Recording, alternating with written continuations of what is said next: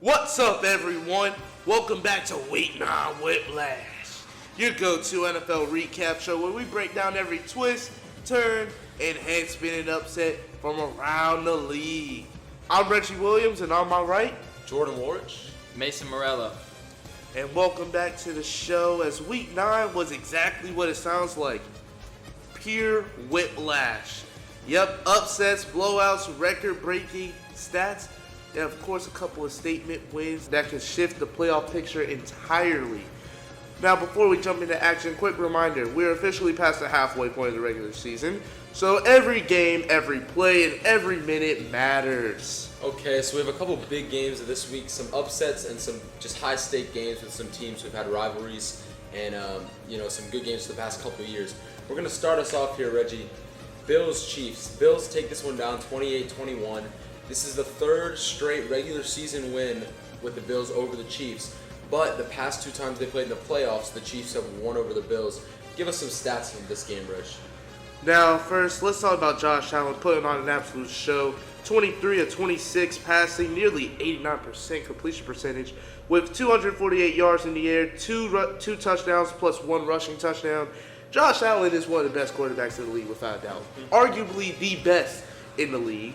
And he became the first QB in NFL history with 47 games having both a passing and rushing score. Yeah, so to go along with Josh Allen, I mean, that Buffalo defense, we can't leave them out, held Patrick Mahomes to 44% completion, and he threw a pick in this game with no passing touchdowns. Bills extend the regular season streak over Kansas City to 5 straight total wins. And the takeaway of this game was that Buffalo is legit. They got the playoff energy going in November. We'll see if they can take that to January and February. Do you have any last-minute things on this game, Mason? Nah, I think it was a very good game. Buffalo coming out on top like always. Buffalo owns the Chiefs. Mm-hmm. But on to the next game, we got Jacksonville Jaguars versus Las Vegas Raiders. As we know, the Jags won. Big shout out to the Jags. Shout out Trevor Lawrence. He wasn't feeling too good the night before, but he buckled up his pants and he put on a game. That's right. So wild finish. 5 lead changes in the fourth quarter plus overtime.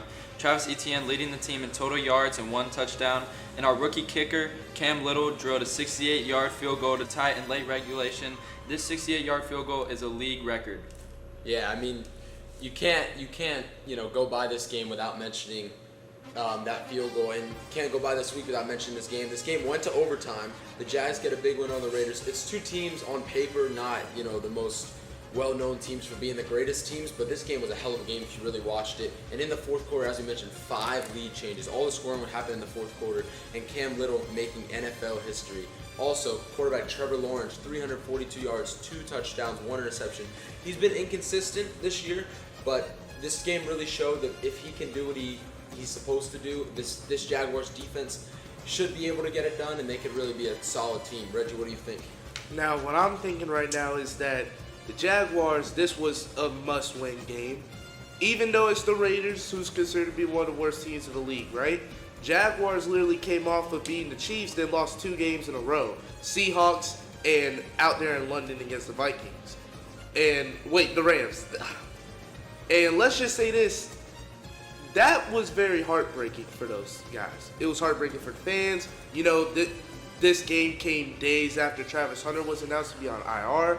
So really, you just think about it, this needed to happen for Jags fans to have some kind of hope entering the rest of the season. Yeah, I mean, this Week 9, I would say this is the best week so far in the NFL season. All the upsets. Week 3 is also there. Week 3, Week 9. So the next game we're going to get into, Reggie, this is your team, so I'll let you talk about it a little bit more. But the Steelers taking down the Colts 27-20. Realistically, they should have won this game by more than 7. They absolutely dominated. The Steelers' defense looked like the best team in the league this week. So let us know what you think about the Steelers, particularly that defense. Yeah, let's just talk about the 6 turnovers these guys forced. I'm talking about 3 interceptions, 2 forced fumbles, and also 1 turnover on downs. Yeah, let's just say this. That defense, I needed y'all the past 3 weeks. Actually, 6 weeks. Where have they been the whole year? I have no idea. But the Steelers, they actually stepped up to the game. And TJ Watt, 2 sacks, 1 forced fumble, and a momentum-shifting strip sack. Yeah, let's just say that guy is him.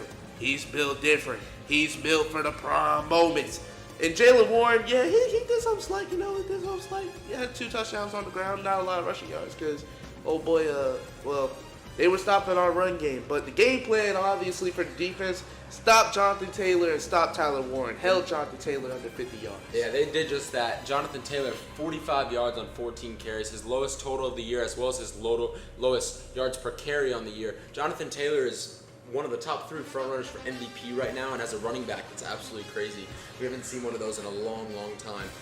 Colts quarterback Daniel Jones, as we mentioned, 3 interceptions and was sacked 5 times. So that to go along with a lackluster run game on this game. The Steelers just come away with a win, and a win they really, really needed. The past couple years, the Steelers have been iffy. They usually make the playoffs to go out in the first 2 rounds. But this Steelers defense, especially in this game against the 7-1 Colts, really showed that they could be for real if their offense steps it up a little bit and if their defense stays healthy. The takeaway from this game for me is that the Steelers are back to their prime. They're playing physical, opportunistic, and they're fueled by their defense. And the Colts' first real stumble of the season of a team that we thought was unbeatable. 100%. Y'all didn't think we were going to forget about it. The absolute game of the week, Bears-Bengals. Bears beat the Bengals 47-42. Mason, let me get your insight on this. This was probably the game of the year, I would say, and 89 total points scored. And yeah, it was just crazy. So give us your take. Yeah, so I mean, the offense was crazy. Combined 1,000 yards on offense between both teams. Both the quarterbacks going at it, Caleb Williams, 431 passing yards and 5 touchdowns. What an amazing fantasy week for him. And Joe Flacco, quarterback of the Bengals, 4 touchdowns with 470 yards. And these defenses weren't looking too good, but it was a lot of fun once they were on offense. Bears are building some with Caleb Williams, though. I mean, they're really building the team around him, and just to see him shine, it's looking good for them in the future. I actually 100% agree with you on that. I think Ben Johnson's the perfect coach for Caleb Williams, an offensive-minded guy, somebody who is going to create plays that get other players open rather than be settling for a run game, for run defense, But you're right. Caleb Williams is the future of this franchise, and they're treating him like it. Yeah, I mean, both of these teams, we knew they could do something on offense, right? They have the names. Bengals with T. Higgins, Jamar Chase, Chase Brown. Bears, Roma Dunze, DeAndre Swift. They have the names. Caleb Williams can really be that guy, but those defenses really lack. And that's going to bring us into our next point of the trade deadline. This Bengals defense has been the worst in the league, along with the Dallas Cowboys. And that's going to bring us to some of the moves made this trade deadline, especially with the Cowboys. Yeah, so big 3 trades I got for you guys. The Jets traded away 2 of the really, really good defensive players. So Colts trading for Jets cornerback Sauce Gardner. New York is receiving 2 first-round picks in exchange. They are loaded with picks for the next drafts. I mean, they have 2 first-round picks and 1 second-round pick in the next draft. Cowboys trading for Jets defensive tackle Quinnen Williams. I mean, he's a beast. He has a total of 5 sacks already this season. New York is receiving a 2026 second-round pick and a 2027 first-round pick for him. And finally, the Jaguars, our team, trading for Raiders wide receiver Jacoby Myers. I think this is a really good trade for BTJ lacking this year, and Parker Washington. We kind of just need some help on our offense and our wide receivers, and Travis Hunter being on IR. And Las Vegas is receiving a 4th and 6th round picks in this exchange. And if you ask me, I think we won this trade for sure, guys. Yeah, those are some pretty solid trades. One other trade we wanted to talk about, especially for those Cowboys, they got Logan Wilson from the Bengals. Bengals defense has been awful. Cowboys defense has been awful. Probably 2 worst defenses in the league. So the Bengals are showing that they're really trying to rebuild. Logan Wilson's one of their best defensive players besides maybe Hendrickson. But they're giving him to the Cowboys. What does that mean for this Cowboys defense under Jerry Jones? I'll tell you what it means. They're still going to be terrible, okay? The Bengals defense, even without Logan Wilson, even though they still have Trey Hendrickson, right? This is a defense that doesn't have problems with their front 7. They have more so problems with their secondary. I'm talking about the worst secondary in the league. A secondary that has shown no signs of progression, and a linebacker core that with Logan Wilson, struggled immediately. This team needed to get rid of Logan Wilson for the better so they could build for the future. Yeah, and I just don't see the Cowboys defense getting that much better. They haven't been they haven't. Yeah, I just don't see this Cowboys defense getting much better either. They just haven't been good, and one or two players is not going to make that difference. I think they should be rebuilding. So yeah, I'll give it to Reggie for a couple closing statements on this week. A hell of a week for the NFL. Yeah, so to really wrap it up, shout out to our top 3 performers, Josh Allen, Caleb Williams, and TJ Watt. All 3 of those guys game-changing in their games. But that's your Week 9 whiplash, ladies and gentlemen, and what a wild one it was. Between Buffalo's statement win, Steelers' defensive dominance, and the Bears' absolute breakout of the game offensively. This is a week that we really did not imagine coming in. And I'm glad that we got it, and it was one of the best weeks we've had so far this year. Heading to Week 10 now, and momentum shifting fast.